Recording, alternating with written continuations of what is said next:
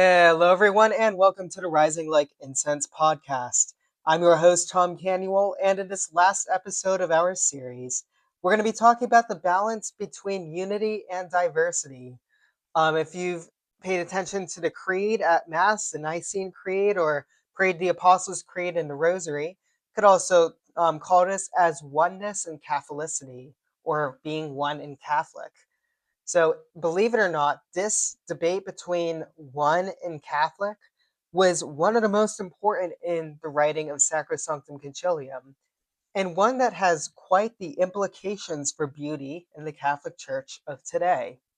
So, I want to get right into this one because we have a lot of content in this last episode. So, let's dive in.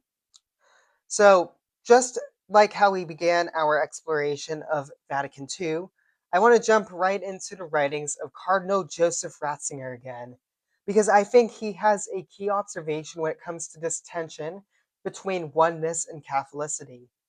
This is what he says in his reflections on this first session of Vatican II. Quote, the subject that preempted by far the most discussion during the first session was, oddly enough, the debate over the language of the liturgy. End quote.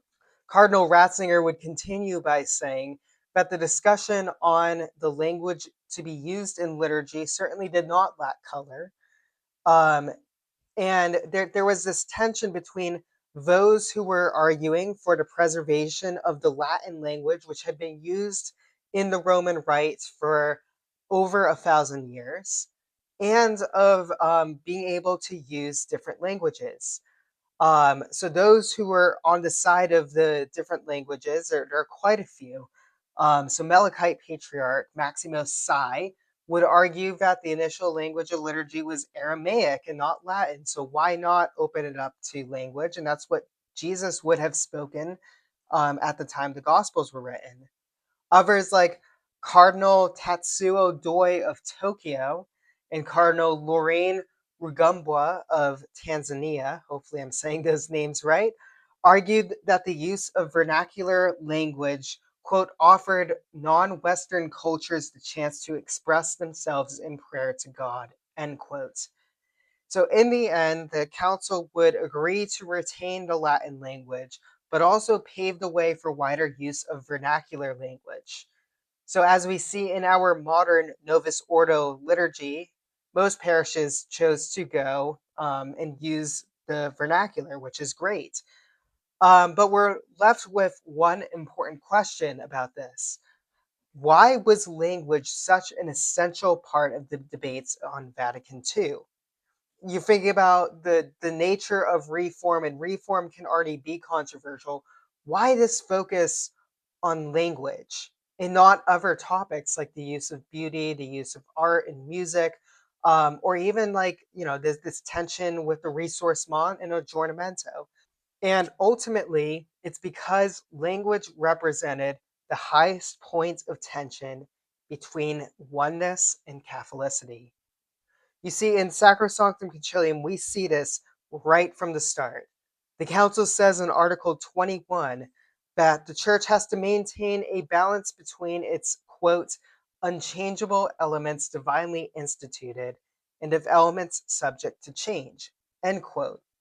A certain kind of unity was required from the ressourcement that the Council was arguing for, a certain kind of united liturgy that looked more reminiscent of that of the early church compared to the extravagant forms it had turned into by Vatican II. And if you want to learn more about that, just hop right back over to episode 3 of our podcast series. But the gospel also needed to be incarnated in different cultures. And ultimately, the council used and implemented a specific kind of unity in Sacrosanctum Concilium. You see, that they argued the church subsists in a substantial unity. In other words, a unity that is found in what the liturgy is composed of, the different parts of the liturgy, not a rigid uniformity that was going to be a copy and paste liturgy everywhere. So, if liturgy had to balance this tension, art and music would also balance this tension. There are many directives given on sacred music that talk about language and the balance of the old and the new. We talk about Gregorian chants in Article 116 as being given the pride of place. And also how polyphony also, this music with multiple voices in it, um, is, also to be encouraged as well. But likewise in sacred arts, you see in Article 123, we're talking about a treasury of sacred art that needs to be preserved. Yet, in the next sentence of that same article, the council then says that new forms of arts from different cultures should be given, quote, free scope in the church, end quote.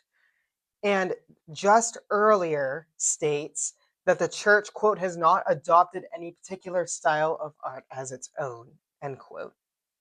The implication, of course, of this is that there is this sort of unity, right? That there is this treasury of sacred art and sacred music that the church has already cultivated over time. And that's kind of the oneness of it, right?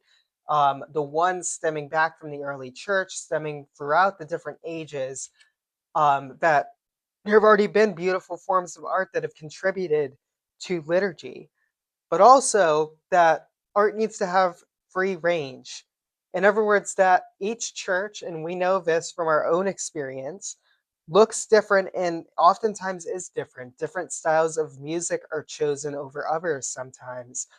Certainly, every church has different forms of art and different expressions in its architecture. So, in the same way, right, we see here this tension between the substantial unity that the council is calling for, but also this level of catholicity that the church has the ability to express itself in different forms and in different cultures. So, with this said, I want to do a little bit of recap of what we've talked about in this series and ultimately where this leads to in terms of our own reflections and thoughts going forward. And certainly in this series, Rising Like Incense, we have covered a lot. In episode 2, we talked about the history of the liturgical movement and liturgical reform leading up to Vatican II. Episode 3, we talked about how beauty was bound with the movements of ressourcement and aggiornamento, this looking back to the early church and this updating to be in dialogue with the modern world. In episodes 4 and 5, we talked about how beauty was tied up with this twofold goal of liturgy, namely to glorify God and to sanctify or to make holy his faithful.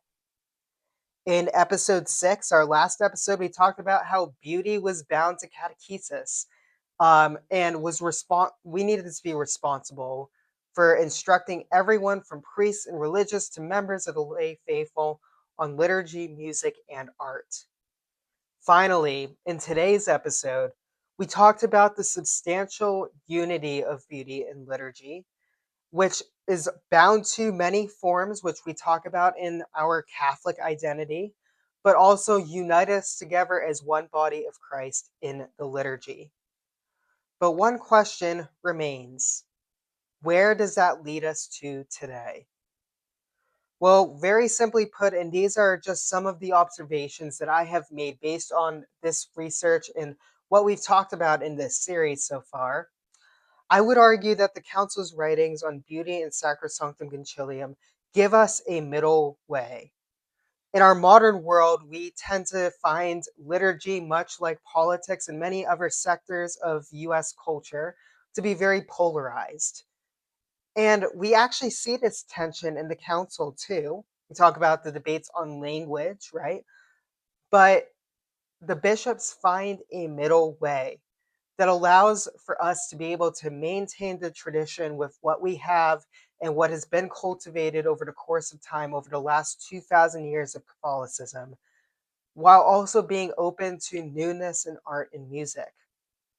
Ultimately, though, all beauty should point to God.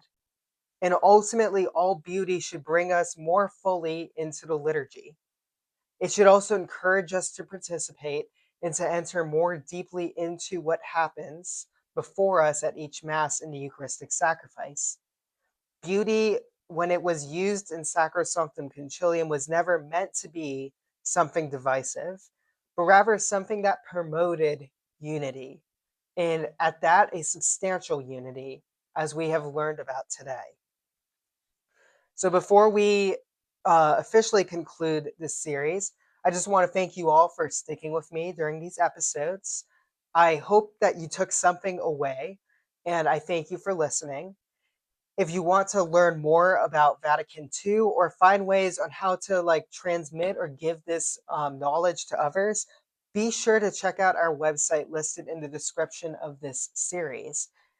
There is a whole recommended list of readings that you can go through and take a look at, all sorts of books that I've used in my research that I found helpful, that you might also find helpful too, dependent on each individual episode of this series. So, with that said, signing off for the last time on this series, my name is Tom Canuel, and thanks for listening.